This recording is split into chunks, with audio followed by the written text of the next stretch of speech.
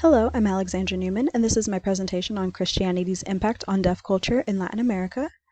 All right, so starting off, I wanted to look at my introduction right here, which discusses that Christianity has been a large part of Latin American culture for hundreds of years, with most of the population claiming to be part of one of the many denominations under that umbrella of Christianity. And this impact that Christianity has on Latin American culture as a whole can even be seen within the realm of the deaf community that resides in each of those individual countries. However, this was not always possible for the deaf community as a whole because many people with a religious background believe that the individual or their family had sinned so greatly that it caused that person, that individual, to have that disability of a hearing loss. And it was once deaf schools were able to be established that the church began to have a change in their mindset, and they realized that the deaf people can be educated, which means they could also be led to God. And they began to slowly integrate deaf people into their services. However, this has not always been an easy and smooth process, and this is what leads me to my research question of, when looking at the establishment of deaf services and deaf schools available, how has Christianity impacted deaf culture in Latin America? All right, so going a little bit further towards my method section, I decided to take this question and break it down into three different categories. So I decided to look at foreign impacts, which are missionaries and ministries, the local church's impact to see what services or what they have done for the deaf community. And then I also looked at the establishment of deaf schools. And with deaf schools, this can also be broken down into the local community as well as the foreign aid. So I'll be able to dive into that a little bit more. Okay, and then I do want to touch upon this picture here. So this is the American Sign Language sign for interpreter, and this is just used to represent what a accessible service would look like. So having interpreting within a church setting would be considered an accessible service. All right, but actually getting started now, I decided to start off by looking at foreign missionaries. So I wanted to start off with Honduras because there was two major ministries that helped to create a positive impact. There was New Life Deaf Ministries that established a deaf school, which I'll talk about a little bit later on. And then there's Signs of Love, who helped to create a sign language dictionary, which is actually what is pictured right here. And in just one moment, I will actually be able to show you the website that Signs of Love has that shows their religious connection as well. All right, and here is the Signs of Love website. So this is Signs of Love, the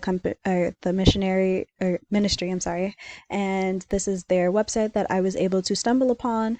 And if we looked here at the History of Redemption Bible Stories in Basic Gesture, here is a link that you would have where they've recorded multiple videos to that uses Honduran Sign Language and shows that connection to the Christian religion because of the Bible verses and having those accessible videos.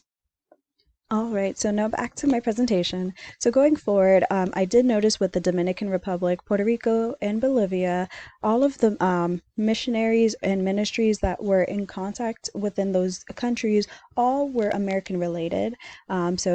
For the Dominican Republic, they established a deaf school. In Puerto Rico, they established a well-known deaf ministry that was established by two Americans. And in Bolivia, the missionaries came and began to teach American Sign Language. And I did want to note that with Puerto Rico and Honduras, they also had a strong connection to American Sign Language as well. And we were able to actually see that within their sign language as a whole. So it would be similar to this, which only has like a slight difference with the American Sign Language. So I thought that was interesting as well.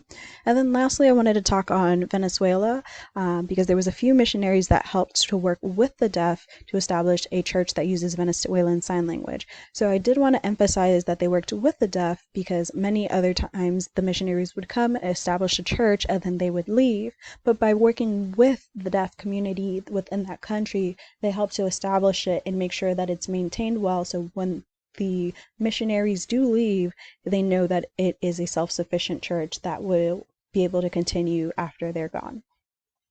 All right, so now we have moved on to our deaf schools. So starting off, I did want to talk about Honduras again with the New Life Deaf Ministry. So with that school, they actually are using a curriculum that is at the same rigor as their hearing peers, which I did want to note because with many deaf people in deaf schools, they tend to say that the their deaf peers are a little bit below their hearing peers. So just having a curriculum that's at the same rigor, I thought was actually impressive.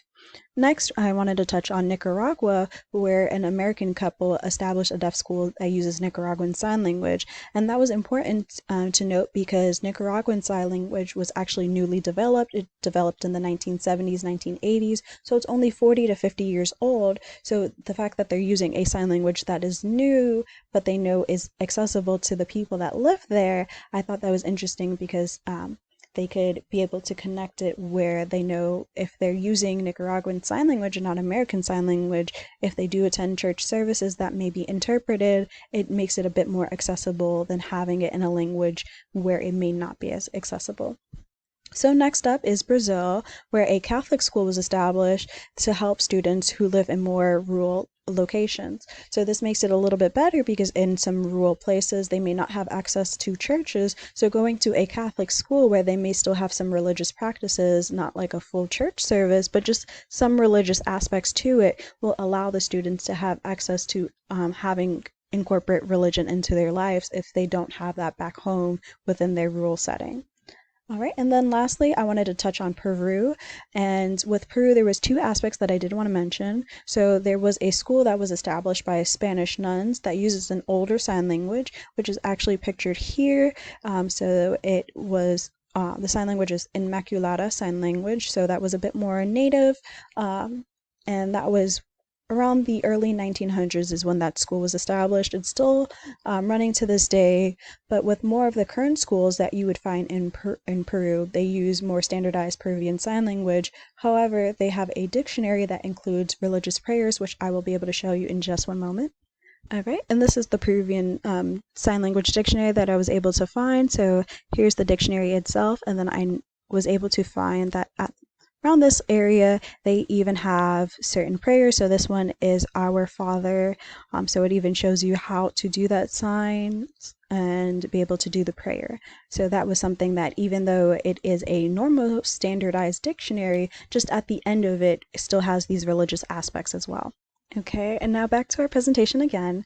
And to end, I wanted to touch on our local churches. So in Mexico, with their deaf schools, they do not sign, but within the churches, it is more accessible to have utilizing a Mexican Sign Language, and that's where we actually were able to find a little bit of differences within the sign language based off of the denomination that a person attends. So with the example of the sign for baptism within a Catholic setting, it would be more representative of like sprinkling the holy water on the child because that's typically done for babies. However, in a Baptist setting, you are doing it more as an older person where you're doing a full body immersion, and the sign that's connected to it would be more related to this. So with Mexico, we were able to see those differences within the sign language. All right, and then moving on, we have Guatemala, which rarely has any interpreted services, but the deaf in Guatemala are still willing to go to church, and with this, they end up having to rely on their family and friends to interpret for them. And this is a little bit different from Ecuador because Ecuador does not have any or have very few interpreted services, but the deaf that are in Ecuador are not as willing to join the congregation. So that's where we see the opposing mindset of saying, hey, we would like this to be a bit more accessible for us to attend, whereas in Guatemala, even though it's not as accessible, they still are willing to join. And then lastly, I wanted to touch on Haiti. And with Haiti, typically the society views the people with disabilities negatively, and they tend to shun them, which is similar to that mindset that we found within our background, even though Haiti has many laws in place to make going to school and going to government type places a bit more accessible for people with disabilities. This is still that societal culture that they have as well. In addition, Haiti also has a strong connection to voodoo, and I did notice that while I was doing my research that one church offers healing services. Although it was not clarified as to whether or not they were tied to voodoo, it is interesting to think about what kind of services do they mean within the aspect of healing and if they do have any connections to voodoo. So overall, within my research, I found that Christianity has made a positive impact on the deaf in Latin America, with how they establish missionary or ministries, they establish schools, organizations, churches, printed materials, and they've done so much. However, I still notice that there are some aspects that they would need to grow in, like making sure the society changes their mindset to making church services a bit more accessible. In addition to making sure that there's also more interpreted services, so countries like Ecuador would have more deaf people that are willing to join. But overall, this has been my presentation on Christianity's impact on deaf culture in Latin America. If you have any questions, please feel free to reach out to me. Thank you and have a great day.